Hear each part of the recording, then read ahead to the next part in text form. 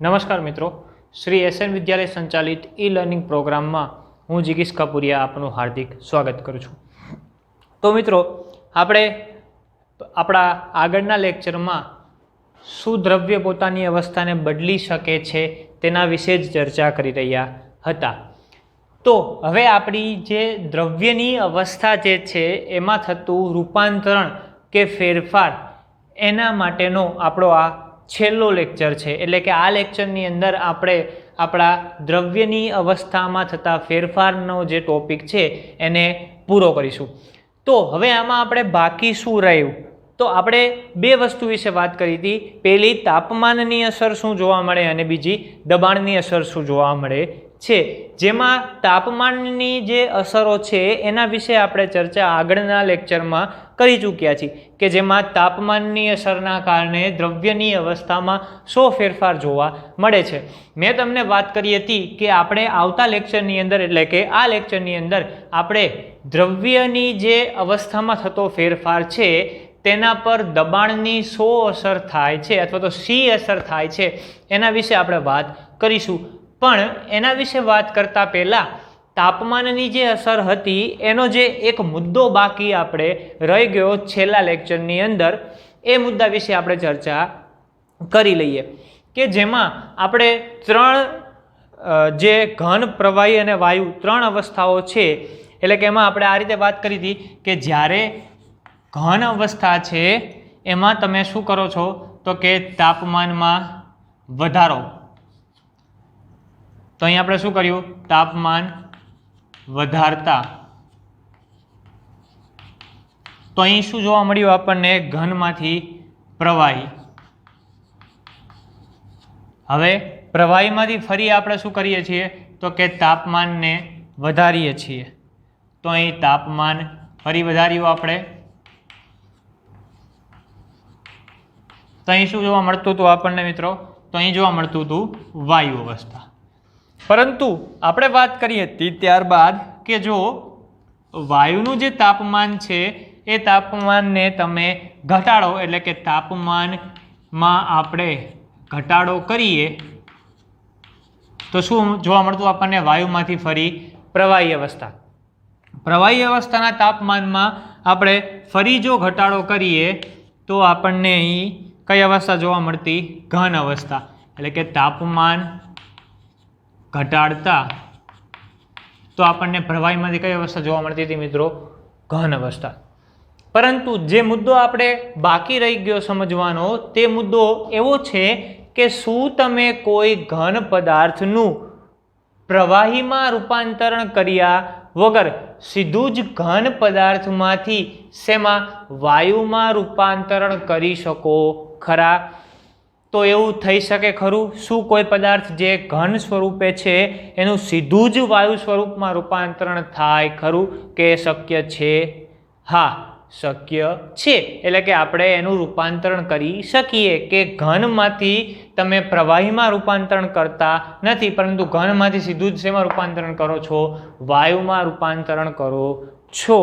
તો આ જે ઘટના છે કે જે ઘનમાંથી વાયુમાં રૂપાંતરણ પામે છે એ ઘટના તમે ઘણી બધી વખત જોયેલી છે, પણ કદાચ એવું બને કે તમને ખબર નથી કે ખરેખર આ ઘનમાંથી વાયુમાં રૂપાંતરણ થયું, અથવા તો તમને ખબર નથી કે એ ઘટનાને શું કહેવાય છે।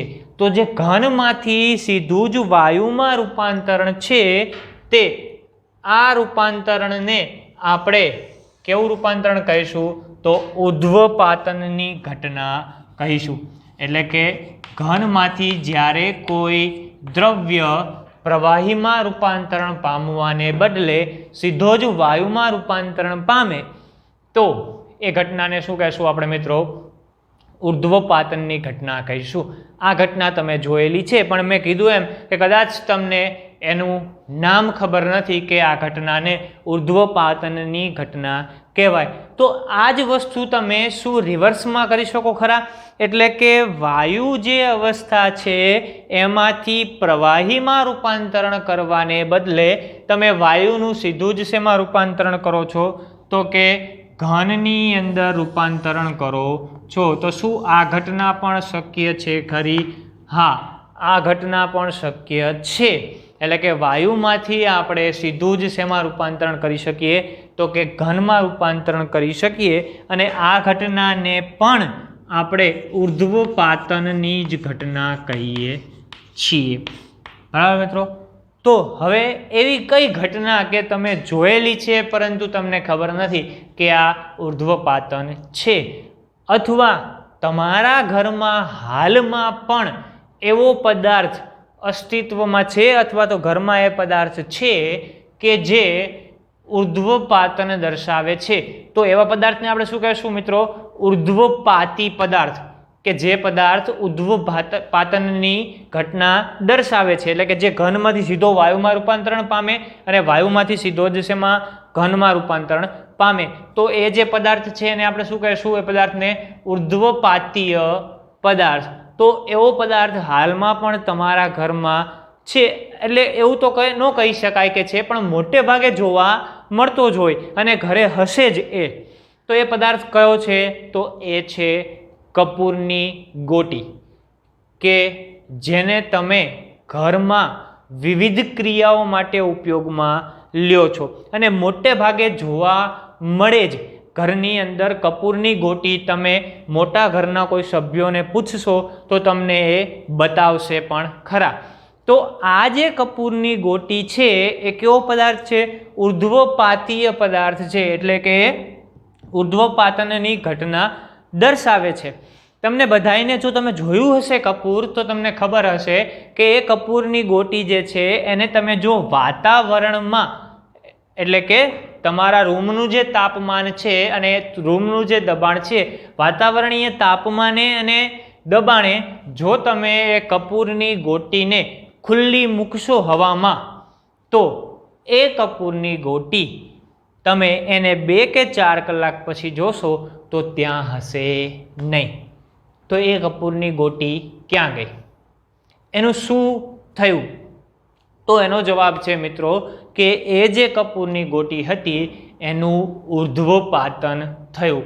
ઉર્ધ્વપાતન થયું એટલે શું? કે એ કપૂરની ગોટી પહેલાં કેવા સ્વરૂપે હતી? ઘન સ્વરૂપે. પરંતુ હવે ત્યાં તમને દેખાતી નથી. તો એ ક્યાં ગઈ? તો કે વાતાવરણીય દબાણે અને તાપમાને એના ઘન સ્વરૂપમાંથી શેમાં રૂપાંતરણ થઈ ગયું? એનું વાયુની અંદર રૂપાંતરણ થઈ ચૂક્યું છે. એટલા માટે તે ત્યાં તમને જોવા મળતી નથી. તો આ ઘટનાને આપણે શું કહેશું મિત્રો? ઉર્ધ્વપાતનની ઘટના કહેશું. તો હવે પ્રશ્ન આ છે કે જો તમને આ જે કપૂરની ગોટી છે ઘન સ્વરૂપે તમે જોઈ અને તમારી જાતે જ કોઈ જગ્યાએ મૂકી છે, પરંતુ થોડા સમય બાદ તે ત્યાં જોવા મળતી નથી, તો તમને કપૂરની ગોટી જોવા મળતી નથી, પરંતુ રૂમની અંદર તમે એની સુગંધને અનુભવી શકો છો. એના આધારે આપણે એવું કહી શકીએ કે વાયુની અંદર, એટલે કે તમારા રૂમમાં આસપાસમાં રહેલી હવા જે છે એના કણોની અંદર, એટલે કે એના કણોની વચ્ચે ક્યાંક કપૂરના કણો પણ રહેલા છે કે જે ઘનમાંથી શેમાં રૂપાંતરણ પામ્યા છે? વાયુમાં રૂપાંતરણ પામ્યા છે. આ ઘટનાને આપણે ઉર્ધ્વપાતનની ઘટના કહીશું. પરંતુ આપણે ઉર્ધ્વપાતનની ઘટનાને સમજવા માટે અહીં એક પ્રવૃત્તિ જોઈએ. તો અહીં શું કરીએ આપણે? તો કે એક પ્લાસ્ટિકની ગરણી લઈએ છીએ. આ પ્લાસ્ટિકની ગરણીને આપણે શું કરીશું? તો કે આ પ્લાસ્ટિકની ગરણીને આપણે ઊંધી એક સ્ટેન્ડ ઉપર રાખી દઈએ. તો આ આપણી પ્લાસ્ટિકની ગરણી છે કે જે ગરણીને આપણે એક સ્ટેન્ડ લઈ અને એ સ્ટેન્ડ પર ઊંધી ગોઠવી દીધી છે. હવે આપણે શું કરીશું? તો કે આ ગરણીના એક છેડે અહીં રૂથી એ ગરણીને આપણે બંધ કરી દઈએ. ત્યારબાદ અહીં નીચે એક બર્નર વડે આપણે તેને ગરમી અથવા તો તાપમાન આપીશું. એટલે કે એના તાપમાનમાં શું કરીએ છીએ? આપણે વધારો કરીએ છીએ. હવે આપણે આ જે ગળણી છે એ ગળણીની અંદર કયા પદાર્થો લેવાના છે? તો એ પદાર્થો છે એમોનિયમ ક્લોરાઇડ અને બીજું છે મીઠું. તો આપણે શું કરીશું તો કે એમોનિયમ ક્લોરાઇડ અને મીઠું આ બે પદાર્થો લઈ અને તેનો બારીક ભૂક્કો બનાવીશું. આ બારીક ભૂક્કો જે છે તેને ગળણીના નીચેના ભાગે રાખી દઈએ. ત્યારબાદ આપણે શું કરવાનું છે તો કે આપણે બર્નર વડે શું કરીશું તો કે એના તાપમાનમાં વધારો કરીશું. જો મિત્રો અહીં આપણે પહેલાં નામ નિર્દેશન કરી દઈએ તો આ શું છે આપણી પાસે રૂ. ત્યારબાદ આ થઈ ગઈ આપણી પ્લાસ્ટિકની ગળણી. અહીં આપણે કયા બે પદાર્થો લીધા છે તો આપણો એક પદાર્થ છે એમોનિયમ ક્લોરાઇડ અને બીજો પદાર્થ કયો છે તો એ છે મીઠું, કે જેને આપણે સોડિયમ ક્લોરાઇડ પણ કહીએ છીએ. તો હવે શું કરીશું તો કે જ્યારે તમે અહીં તાપમાનમાં વધારો કરો છો એટલે કે અહીં બર્નર વડે તાપમાન આપો છો તો શું થશે તો અહીં જે આપણી પાસે આ મિશ્રણ છે એમોનિયમ ક્લોરાઇડ અને મીઠાનું, આ મિશ્રણમાંથી જે એમોનિયમ ક્લોરાઇડ છે આ એમોનિયમ ક્લોરાઇડ શું થશે તો કે ઘનમાંથી પ્રવાહીમાં રૂપાંતરણ થવાને બદલે સીધો જ બાષ્પ રૂપે શેમાં રૂપાંતરણ પામશે તો કે વાયુમાં રૂપાંતરણ પામે છે. તો અહીં આપણને જે જોવા મળશે શું જોવા મળશે એમોનિયમ ક્લોરાઇડ કયા સ્વરૂપે બાષ્પ સ્વરૂપે. તો આ થઈ ગયો આપણો એમોનિયમ ક્લોરાઇડ કે જેના તાપમાનમાં આપણે વધારો કર્યો, જેનાથી આપણને ઘન સ્વરૂપમાંથી ડાયરેક્ટ શેમાં તો કે વાયુ અથવા તો બાષ્પ સ્વરૂપે જોવા મળે છે. તો આપણી પાસે જે અહીં ઉપર એમોનિયમ ક્લોરાઇડ છે આ એમોનિયમ ક્લોરાઇડ કેવા સ્વરૂપે છે તો કે બાષ્પ સ્વરૂપે છે.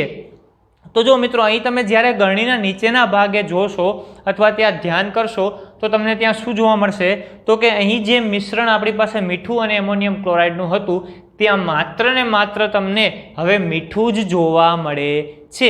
એટલે કે એમોનિયમ ક્લોરાઇડ ત્યાં તમને જોવા મળતું નથી. કેમ નથી જોવા મળતું તો કે આ મિશ્રણમાંથી એમોનિયમ ક્લોરાઇડનો જે કણો હતા એ હવે ઘનમાંથી સીધા જ શેમાં રૂપાંતરણ પામ્યા છે વાયુ સ્વરૂપમાં રૂપાંતરણ પામ્યા છે. એટલે હવે આપણી પાસે મિશ્રણમાં નીચે એમોનિયમ ક્લોરાઇડ નથી, પરંતુ જે એમોનિયમ ક્લોરાઇડ છે તે બાષ્પ સ્વરૂપે ઉપર આપણને ગળણીના ઉપરના ભાગે જોવા મળે છે. હવે અહીંયા આપણે એને રૂથી બંધ શા માટે કર્યું તો આ ગળણીને આપણે રૂથી બંધ એટલા માટે કરી કે જે બાષ્પ સ્વરૂપે એમોનિયમ ક્લોરાઇડ છે તે અહીં ગળણીના બહારના છેડે નીકળી જાય નહીં. શા માટે તો કે આપણે એને હવે બાષ્પ સ્વરૂપમાંથી ફરી શેમાં ફેરવવું છે ઘન સ્વરૂપમાં, એટલે કે વાયુમાંથી ફરી ઘન સ્વરૂપમાં ફેરવવું છે. તો હવે આપણે શું કરશું તો કે અહીં જે આપણે બર્નર રાખ્યું હતું તાપમાન વધારવા માટે એ બર્નરને આપણે શું કરી દઈએ લઈ છીએ ત્યાંથી, અને હવે જે ગળણીની અંદર જે આ બાષ્પ સ્વરૂપે એમોનિયમ ક્લોરાઇડ છે એને આપણે ઠંડો પાડીએ છીએ. એટલે કે એના તાપમાનમાં શું કરીશું આપણે ઘટાડો કરીશું. તો હવે આપણે જ્યારે એના તાપમાનમાં ઘટાડો કરીએ છીએ તો જે આ એમોનિયમ ક્લોરાઇડ તમારી પાસે બાષ્પ સ્વરૂપે હતો તે ફરી પાછો શેમાં રૂપાંતરણ પામશે તો કે ઘન સ્વરૂપમાં રૂપાંતરણ પામે છે. એટલે કે આપણી પાસે જે એમોનિયમ ક્લોરાઇડ હતો કે જે બાષ્પ હતો અથવા તો વાયુ સ્વરૂપે હતો તે હવે કેવા સ્વરૂપે મળી જશે આપણને તો કે ઘન સ્વરૂપે ફરી પાછો મળશે. તો જો મિત્રો અહીં જ્યારે પહેલાં ઘનમાંથી વાયુમાં રૂપાંતરણ થયું એમોનિયમ ક્લોરાઇડનું તો એ પ્રક્રિયાને આપણે શું કહેશું ઉર્ધ્વપાતનની ઘટના કહીએ છીએ, કે જેમાં ઘનમાંથી પ્રવાહીમાં રૂપાંતરણ થવાને બદલે શેમાં રૂપાંતર થાય તો કે સીધું જ વાયુ સ્વરૂપમાં રૂપાંતરણ થાય છે. અથવા અહીં જે આપણી પાસે બાષ્પ સ્વરૂપે એમોનિયમ ક્લોરાઇડ હતો તે હવે બાષ્પ એટલે કે વાયુમાંથી પ્રવાહીમાં રૂપાંતરણ થવાને બદલે સીધો જ શેમાં રૂપાંતરણ પામે છે ઘનમાં રૂપાંતરણ પામે છે. તો એ પ્રક્રિયાને પણ આપણે ઉર્ધ્વપાતનની ઘટના કહીએ છીએ. તો જે આપણે તાપમાનની અસર વિશે વાત કરી હતી એમાં આપણે મુખ્ય ઘનમાંથી પ્રવાહીમાંથી વાયુ આ બે વિશે, ત્યારબાદ તો કે વાયુમાંથી પ્રવાહી, પ્રવાહીમાંથી પાછું ઘન, 4 મુદ્દાઓ વિશે વાત કરી હતી। આ ઉપરાંતનો જે આપણો 5મો મુદ્દો છે એ છે ઉર્ધ્વપાતનની ઘટના, કે જેમાં આપણે ઘનમાંથી સીધો વાયુ અને વાયુમાંથી સીધો ઘન સ્વરૂપે દ્રવ્યને મેળવી શકીએ છીએ। તો અહીં આપણી જે તાપમાનની અસર જે હતી એ પૂર્ણ થાય છે, એટલે કે તાપમાનની જે દ્રવ્યની અવસ્થા ઉપર અસર જોવા મળતી હતી એમાં આપણે આટલા મુદ્દાઓની ચર્ચા કરવાની હતી, કે જેના વિશે આપણે ચર્ચા કરી ચૂક્યા છીએ। હવે આપણે વાત કરીએ કે દબાણની શું અસર જોવા મળે છે, એટલે કે દબાણની અસર વડે ચર્ચા કરીએ તો દબાણની દ્રવ્યની અવસ્થા પર અસર। તો હવે અહીં આપણને કેવા પ્રકારની અસર જોવા મળે છે એના વિશે આપણે વાત કરીએ। તો જો એના વિશે વાત કરતા પહેલા મિત્રો એક વસ્તુને ફરી આપણે યાદ કરી લઈ કે જ્યારે આપણે દ્રવ્ય વિશે વાત કરી હતી તો ત્યારે આપણે એક મુદ્દા ઉપર ખાસ ભાર દીધું હતું અથવા તો વજન દીધો હતો, કે જે મુદ્દો હતો કે દ્રવ્યના કણો વચ્ચે શું હોય છે, તો કે અવકાશ હોય છે। એટલે એનો અર્થ શું થયો, તો કે દ્રવ્યના કણો ખાલી જગ્યાઓ ધરાવે છે। હવે દ્રવ્યના કણો વચ્ચેનો જે અવકાશ છે તે અવકાશના આધારે આપણે દ્રવ્યને ઘન, પ્રવાહી અને વાયુ સ્વરૂપમાં વિભાજિત કર્યું હતું। આ ઘન, પ્રવાહી અને વાયુ સ્વરૂપમાં જે આપણે વિભાજન કર્યું હતું દ્રવ્યની અવસ્થાનું, એ શેના આધારે કર્યું હતું, તો કે કણો વચ્ચેના અવકાશના આધારે જ કર્યું હતું। જેમાં આપણે એવું કીધું હતું કે ઘન પદાર્થના કણો વચ્ચે જગ્યા કેવી છે, ઓછી, પ્રવાહીમાં ઘન કરતાં વધારે અને વાયુમાં તો કે ઘન, પ્રવાહી બંને કરતાં કેવી, વધારે જગ્યા છે। એટલે કે કણો વચ્ચે અવકાશ કેવો છે, વધારે છે। તો હવે જ્યારે આપણે કણો વચ્ચેના અવકાશની વાત કરીએ છીએ તો શું અહીં આપણે એવું કહી શકીએ કે દ્રવ્યના કણો વચ્ચે જે અવકાશ છે તેના ઉપર અથવા તો દ્રવ્યના કણો ઉપર જો તમે દબાણ આપો, એટલે કે વધારે દબાણ આપો જ્યારે તમે, તો શું દ્રવ્યના કણો જે છે તે ભેગા થતા જોવા મળશે ખરા કે નહીં? તો હવે એના વિશે આપણે વાત કરીએ કે શું થશે જ્યારે તમે દ્રવ્યના કણોને શું કરો છો, તો કે ઉચ્ચ દબાણે લઈ જાઓ છો। તો એના માટે એક પ્રવૃત્તિ જોઈએ આપણે, કે માની લ્યો કે જે આપણે એલપીજીની વાત કરીએ છીએ, બરાબર, કે જેને આપણે શું કહીએ છીએ મિત્રો, લિક્વિફાઈડ પેટ્રોલિયમ ગેસ, બરાબર। તો હવે જે એ આપણો સિલિન્ડર છે ગેસનો, એના વિશે વાત કરી તો એ આપણને ખબર છે કે એ સિલિન્ડર કેવું હોય છે, તો કે નળાકાર હોય છે। હવે માની લ્યો કે આ શું છે, એ ગેસનું સિલિન્ડર છે। તો આ પ્રકારે આપણે અહીં 3 સિલિન્ડરો વિશે વિચાર કરીશું, કે આપણું સિલિન્ડર નંબર 2, અને આ જ રીતે આપણે એક ત્રીજું સિલિન્ડર લઈએ।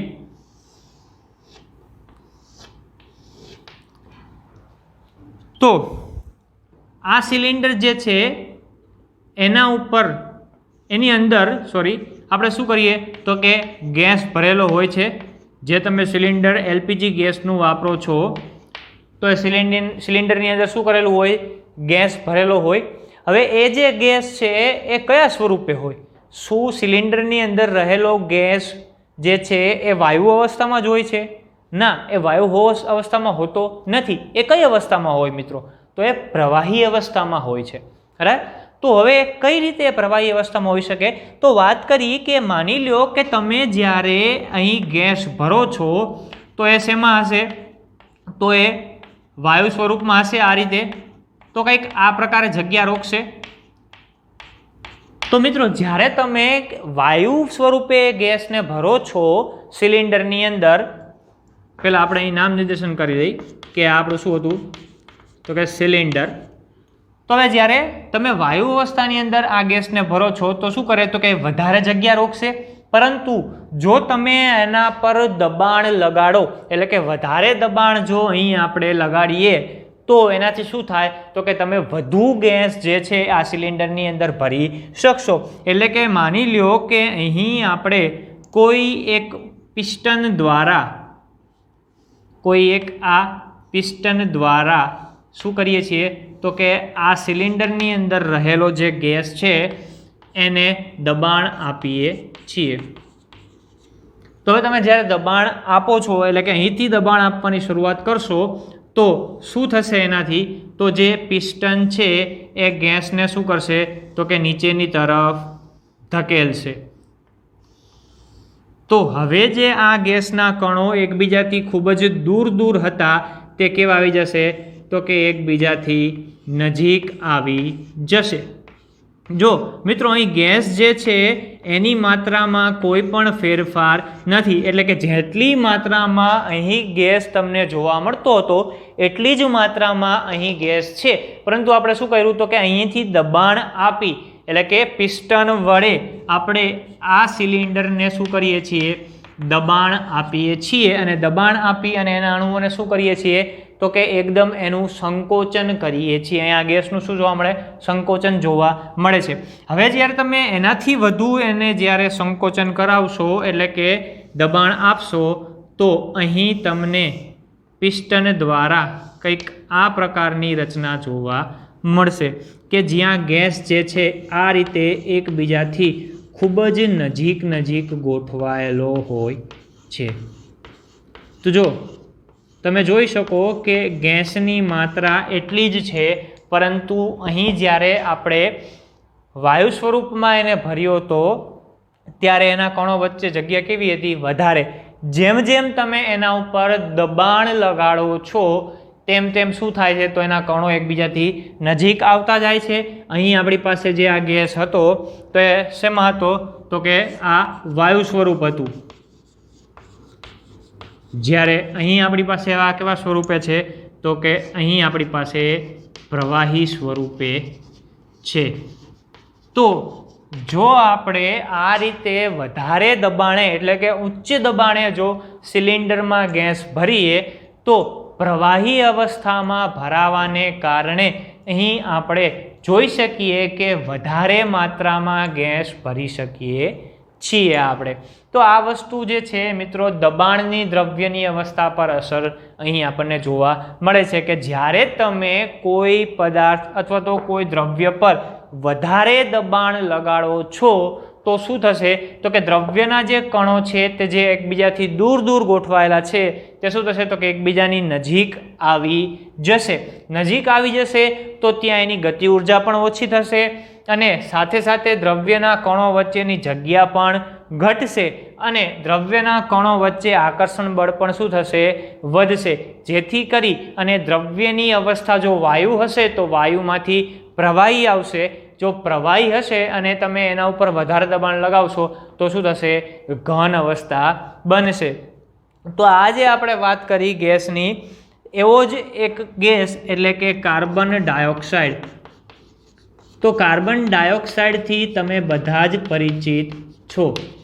તો કાર્બન ડાયોક્સાઇડ જે છે જેને આપણે શેનાથી ઓળખીએ છીએ CO2. હવે જ્યારે મિત્રો માની લો કે કાર્બન ડાયોક્સાઇડ જે છે એ જો ગેસ સ્વરૂપે હશે એટલે કે વાયુ સ્વરૂપે હશે તો તમે ત્યાં શું લગાવો છો કાઉન્સમાં G એટલે કે CO2G. એનો અર્થ શું થયો તો કે આ જે કાર્બન ડાયોક્સાઇડ જે છે એ કેવા ફોર્મમાં છે ગેસિયસ ફોર્મમાં છે અથવા તો વાયુ સ્વરૂપે છે એવું કહી શકાય.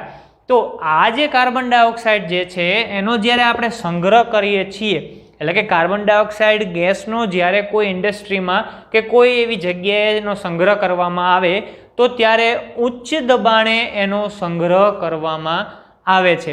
હવે જે ઉચ્ચ દબાણે સંગ્રહ કરવામાં આવે છે તો તે કાર્બન ડાયોક્સાઇડ જે છે એ કેવા સ્વરૂપે હશે તો કે ઘન સ્વરૂપે હશે.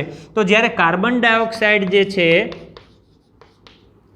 આપણે શોર્ટમાં લખી દઈએ, કાર્બન ડાયોક્સાઇડ જે છે એ જ્યારે ઘન સ્વરૂપે હશે તો તમે ત્યારે એને શું કહેશો તો ત્યારે આપણે એને CO2S એટલે કે સોલિડ કે ઘન સ્વરૂપે છે એટલે આપણે એને કેવું કહીએ છીએ સોલિડ. તો CO2S જ્યારે તમને કહેવામાં આવે તો ત્યારે તમે એવું કહી શકો કે કાર્બન ડાયોક્સાઇડ જે છે કેવા સ્વરૂપે છે ઘન સ્વરૂપે છે. પરંતુ મિત્રો જ્યારે આ કાર્બન ડાયોક્સાઇડ કે જેનો તમે ઉચ્ચ દબાણે સંગ્રહ કર્યો છે જો અહીંયા ઉચ્ચ દબાણ એટલે શું હે તો કે આપણે જ્યારે ખૂબ જ વધારે દબાણ આપી અને એનો સંગ્રહ કરી છીએ તો શું થાય તો કે એ છે વાયુ જ, પણ એના કણો જે છે એ એકબીજાની ખૂબ જ નજીક ગોઠવાઈ જશે, બરાબર, અને એટલા માટે થઈ અને તમે એનો ઘન સ્વરૂપે સંગ્રહ કરી શકશો. હવે કણો નજીક ગોઠવાશે તો મેં વાત કરી એમ એની ગતિ ઉર્જા પણ કેવી થશે, ઓછી. ગતિ ઉર્જા ઓછી થશે તો શું થશે, અવકાશ પણ ઘટશે એમના વચ્ચેનો અને આકર્ષણ બળ પણ વધશે. તો અહીં કાર્બન ડાયોક્સાઇડ ઘન સ્વરૂપે આપણે શું કર્યું તો કે એનો સંગ્રહ કર્યો છે. હવે આ જ કાર્બન ડાયોક્સાઇડ કે જેનો તમે ઉચ્ચ દબાણે ઘન સ્વરૂપમાં સંગ્રહ કર્યો છે એને જો તમે વાતાવરણમાં એક વાતાવરણીય દબાણે લાવશો તો આ જે કાર્બન ડાયોક્સાઇડ છે કે જે ઘન સ્વરૂપે હતો તે પ્રવાહી સ્વરૂપ ધારણ કરવાને બદલે સીધો જ શેમાં, વાયુ સ્વરૂપમાં રૂપાંતરણ પામે છે. એટલે કે જે ઉચ્ચ દબાણે એટલે કે ખૂબ જ વધારે દબાણે તમે એનો ઘન સ્વરૂપે સંગ્રહ કર્યો હતો આ કાર્બન ડાયોક્સાઇડનો, એને જો તમે એક વાતાવરણ દબાણે લાવશો તો આ કાર્બન ડાયોક્સાઇડ જે છે એ શેમાં રૂપાંતર પામશે તો કે કાર્બન ડાયોક્સાઇડ પ્રવાહીમાં રૂપાંતરણ પામવાને બદલે સીધો જ વાયુમાં રૂપાંતરણ પામે છે. અને એ જે વાયુ છે અથવા તો એ જે કાર્બન ડાયોક્સાઇડ છે એને આપણે શું કહીએ છીએ તો કે એને જ આપણે સૂકો બરફ કહીએ છીએ, કે જેને તમે શું કહેશો, ડ્રાય આઈસ. આપણે વાત કરીએ ને કે ડ્રાય આઈસ કહીએ છીએ, કે તો ડ્રાય આઈસ તમને ક્યાં જોવા મળશે તો જો મિત્રો અમુક જે પૌરાણિક ઘટનાઓ અથવા તો તમે પૌરાણિક સિરિયલો જે છે કે જે ટીવીમાં જોવો છો તો ત્યારે તમને જ્યારે ઇન્દ્રનું સિંહાસન દેખાડવામાં આવે અથવા તો સ્વર્ગ દેખાડે છે તો એનો જે આખો સીન એ લોકો ક્રિએટ કરે તો ત્યારે તમે જોઈ શકો કે જે ધરતીનો ભાગ હોય અથવા તો જમીનનો જે ભાગ હોય છે ત્યાં તમને સફેદ કલરના ખૂબ જ ધુમાડા જોવા મળતા હોય. તો એ જે ધુમાડા છે એ શું છે, ડ્રાય આઈસ છે, કે જેને તમે CO2 કાર્બન ડાયોક્સાઇડ જે છે એ કેવા સ્વરૂપે છે તો કે વાયુ સ્વરૂપે છે. સોરી મિત્રો, ડ્રાય આઈસ જે છે એમાં કાર્બન ડાયોક્સાઇડ કેવા સ્વરૂપે હશે, ઘન સ્વરૂપમાં હશે, એટલે તમે એને શું કહેશો, CO2S કહેશો. પરંતુ અહીંયા આપણે વાત શું કરી કે જ્યારે તમે કાર્બન ડાયોક્સાઇડ જે છે એને તમે ઉચ્ચ વાતાવરણીય દબાણેથી જો એક વાતાવરણીય દબાણે લાવશો તો એ ઘનમાંથી સીધો જ શેમાં રૂપાંતરણ પામશે, પ્રવાહીની અંદર રૂપાંતરણ પામે છે. એટલા માટે આપણે ડ્રાય આઈસ કોને કહેશું તો જે CO2S છે ને તેને આપણે ડ્રાય આઈસ કહીશું, કે જે પ્રવાહીમાં રૂપાંતરણ પામતો નથી પરંતુ સીધો જ શેમાં રૂપાંતરણ પામે, વાયુમાં રૂપાંતરણ પામે છે. અહીં એ બાબતમાં મારે થોડી બોલવામાં ભૂલ થઈ હતી. તો આ વાત જે હતી એ આપણી છે દબાણની દ્રવ્યની અવસ્થા પર અસર કેવા પ્રકારની જોવા મળશે. તો આટલા મુદ્દાઓની ચર્ચા કર્યા બાદ હવે આપણે જે વાત બાકી રહી કરવાની એ છે કે દ્રવ્યની અવસ્થાઓ જે છે તેનો ફેરફાર ચાર્ટ સ્વરૂપે આપણે 4 માર્કના પ્રશ્નને ધ્યાનમાં રાખી અને સમજવાનો છે. તો એ જે ચાર્ટ સ્વરૂપે એને સમજવાનો છે એ પ્રશ્નને આપણે આપણા આવતા લેક્ચરની અંદર સમજીશું. પરંતુ અહીં આપણે વાત કરી લઈ હવે તાપમાનની, જે મેં તમને કીધી હતી કે તમે કેવી રીતે કેલ્વિનમાંથી શેમાં ફેરવી શકો તો કે સેલ્સિયસની અંદર ફેરવી શકો, અથવા તો સેલ્સિયસમાંથી કેવી રીતે તમે કેલ્વિનની અંદર ફેરવી શકો એના માટેની. તો જો મિત્રો કે જ્યારે કોઈ તમને તાપમાન આપવામાં આવે છે, હવે એ જે તાપમાન છે ત્યાં તમને શું કહેવામાં આવે કે માની લ્યો કે 0°C તાપમાન છે તેને તમારે કેલ્વિનમાં ફેરવવું છે તો તમે શું કરશો? તો કેલ્વિનમાં ફેરવવા માટે આપણે એવું કહીશું કે ટેમ્પરેચર ઇન કેલ્વિન એને આપણે TK કહીશું. તો TK બરાબર TC વત્તા 273 એટલે આપણને શેમાં મળી જશે, કેલ્વિનમાં તાપમાન મળી જશે. તો હવે જો અહીં આપણને એવું કહેવામાં આવે કે 0°C તાપમાન છે એને આપણે શેમાં ફેરવવાનું છે, કેલ્વિનમાં ફેરવવાનું છે. તો તમે કઈ રીતે એને ફેરવશો તો અહીં આપણે TK એટલે કે કેલ્વિનમાં ફેરવવા માટે ટેમ્પરેચર ઇન સેલ્સિયસ, તો અહીં આપણી પાસે કેટલું છે 0°C, તો 0 વત્તા 273, તો આપણી પાસે TK કેટલું મળશે તો કે 0 વત્તા 273, તો TK બરાબર કેટલું થશે 273 કેલ્વિન. આ મળી ગયો આપણને તાપમાન કેલ્વિનની અંદર. તો આ રીતે તમે કોઈ તાપમાન કે જે કેલ્વિનની અંદર સેલ્સિયસની અંદર આપેલું છે એને તમે કેલ્વિનની અંદર ફેરવી શકો. એટલે કે જ્યારે તમને તાપમાન જે છે એ સેલ્સિયસમાં આપેલું હોય અને કેલ્વિનમાં ફેરવવું હોય તમારે, તો તમે શું કરશો, એમાં 273 ઉમેરશો. પરંતુ જ્યારે તમને કોઈ તાપમાન કેલ્વિનની અંદર આપેલું છે અને તમારે સેલ્સિયસમાં ફેરવવું છે, તો તમે શું કરશો, તો કે TC બરાબર TK માઇનસ 273. એટલે કે તમારે જ્યારે કેલ્વિનમાંથી સેલ્સિયસની અંદર સેલ્સિયસમાંથી કેલ્વિનની અંદર તાપમાન જોઈએ છે, તો તમે શું કરશો, તો કે TC બરાબર TK માઇનસ 273. કે અહીં જે આપણે 273 ઉમેરતા હતા એને આપણે શું કરીશું, બાદ કરીશું. તો આ રીતે તમે સેલ્સિયસમાંથી તાપમાનને શેમાં ફેરવી શકશો, કેલ્વિનમાં ફેરવી શકશો, અથવા તો કેલ્વિનમાંથી તમે તાપમાનને સેલ્સિયસની અંદર ફેરવી શકશો. તો હવે અહીં હું તમને કેટલાક તાપમાન આપું છું કે જે તાપમાનને તમારે સેલ્સિયસમાંથી કેલ્વિનમાં ફેરવવાના છે. એ પહેલાં જો તમને કદાચ હજી પ્રશ્ન હોય તો આપણે હજી એક તાપમાન જોઈ લઈએ કે જેમ કે 25 સેલ્સિયસ. બરાબર, તો 25 સેલ્સિયસને તમારે માની લો કે કેલ્વિનમાં ફેરવવું છે, તો તમે શું કરશો, તો કે TK બરાબર TC વત્તા 273. તો હવે મિત્રો આપણે કેલ્વિનમાં ફેરવવાનું છે. સેલ્સિયસમાં કેટલું આપણને આપેલું છે, 25. તો 25 વત્તા 273. તો હવે શું કરશું આપણે, તો કે 25 જે છે એને 273ની અંદર ઉમેરીશું.